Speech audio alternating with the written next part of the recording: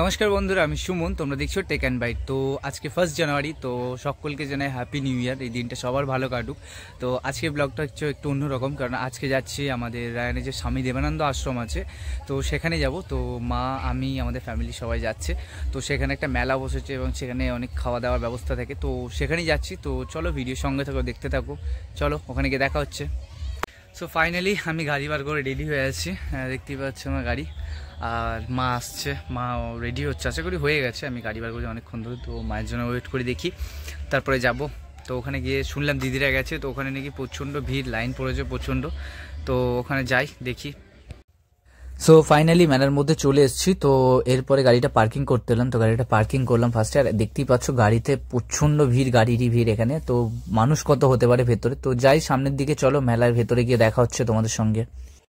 গাড়িটা পার্কিং করে সবাই রাস্তায় উঠলাম। আর রাস্তায় উঠে দেখি একটা লাইন, আর এই লাইনটা হচ্ছে তোমার যে স্বামী দেবানন্দ আছে তাকে দেখার জন্য। তো এই লাইনটা পুরো নাদরা যে মেন রোডের কাছে চলে এসছে, মানে আশ্রমের ভেতরে কত লোক এখানে। আপনারা কেউ প্রণাম করবেন না। যে সমস্ত বাবা মায়েরা এসেছে তাদেরকে প্রণাম করার সুযোগ করে দিন।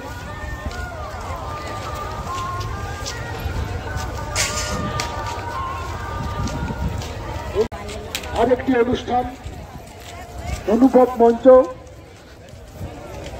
মঞ্চের অনুষ্ঠান। আমরা কতটুকু শিখতে পেরেছি, কতটুকু নিজেদেরকে উন্নত করতে পেরেছি, কতটুকু উন্নত মানসিকতা। মোটামুটি ঘুরলাম, ঘোরার পরে খাবারের লাইনে দাঁড়িয়েছি। আর খাবারের লাইনে এতটাই ভিড়, দেখতেই পাচ্ছ সামনে এত লাইন, আবার পেছনে এত লোক আছে, আর লাইনটা অনেকটা হয়েছিল। তো চলো খাবারের লাইন দিয়ে ভেতরে কি খাওয়াচ্ছে দেখতেই পাবে, তোমরা সঙ্গে থাকো।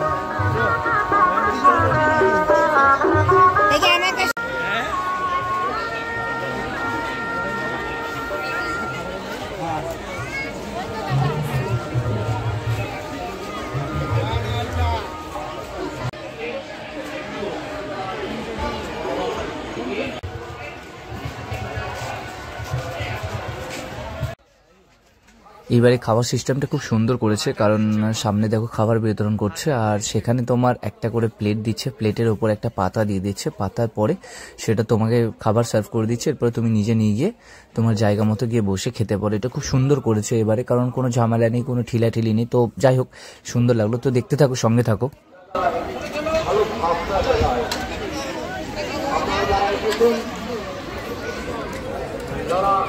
আজকে সারাদিন এখানে থেকে এই আশ্রম প্রাঙ্গণে আধ্যাত্মিক জেলার মধ্যে এই আবহাওয়া থেকে কিছু সুন্দর সুন্দর মুহূর্ত, আনন্দঘন মুহূর্ত ফিরিয়ে যান, যাতে আপনাদের সংসারের জীবনের সেবার জন্য তারা ধন্য।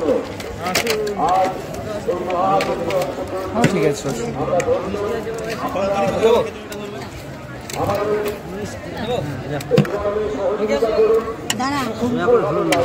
সোজা চলো, সোজা চলো, সোজা চলো।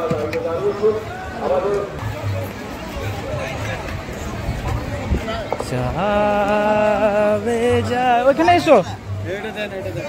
হ্যাঁ, ওটাই বসি,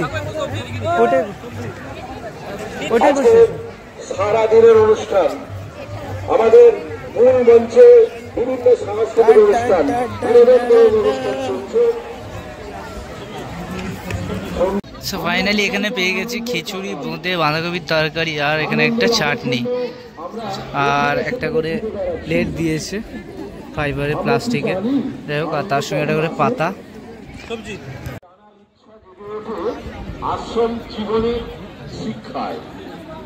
তো আমাদের খাওয়া মোটামুটি শেষ। আর এখানে একটা জিনিস দেখো, লক্ষ্য করো, কারণ খাওয়ার পরে প্লেটটা একজন নিয়ে নিচ্ছে আর পাতাগুলো নিজেকে ফেলে দিতে হচ্ছে। এটা খুব সুন্দর একটা সিস্টেম করেছে। আর সামনে কল করে দিয়েছে, বিশাল বড় কল আছে, সেখানে হাত ধুতে পারো। তো আমাদের খাওয়া দাওয়া শেষ, এবার যাবো মেলার দিকে। তো চলো মেলার ভেতরে ঢোকা যাক। মেলায় ঘোরার আগে ভাবলাম একবার স্বামী দেবানন্দের কাছ থেকে ঘুরে আসি, কিন্তু ওনাকে দেখার জন্য লাইনে দাঁড়াতে হবে, কিন্তু আমি সাইড দিয়ে গিয়ে দূর থেকে দেখবো ওনাকে, তো তার জন্য গেলাম। মানে ওখানে লাইনটা এতটাই ভিড়, মানে লোকে সকাল থেকে লাইন দিয়েছে শুধু ওনাকে প্রণাম করার জন্য।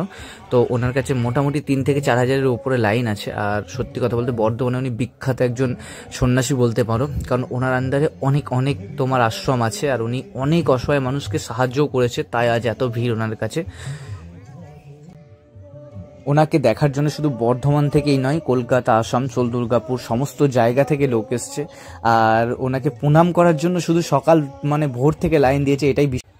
মারা মেলাতে আগেই ঢুকে গেছিল, কারণ আমি স্বামী দেবানন্দকে দেখতে গেছিলাম, তো মারা মেলায় ঢুকে গেছে। আর এতটাই ভিড়, মাদেরকে খুঁজে পাওয়া একটা অসম্ভব ব্যাপার।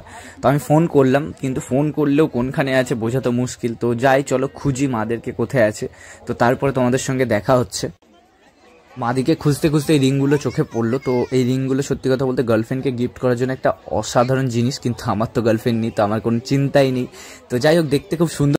মেলা মানে অনেক কিছু জিনিস বিক্রি হয়, তো এখানে জিনিসগুলো বিক্রি হচ্ছিল 100 টাকা করে। আর এখানে এত ভিড় দেখো, এখানে সব লেডিস, এখানে কোনো ছেলে নেই। বাট ঘরের জিনিস তো মেয়েরাই কেনে, কিন্তু 100 টাকা করে বিক্রি হচ্ছে। এবার জানি না এখানে ভালো না খারাপ জিনিসগুলো, বাট আমি দেখতে পেলাম বলে আমি ভিডিওটা করে নিলাম। তো দেখতে খুব সুন্দর জিনিস ছিল এখানে 100 টাকায়।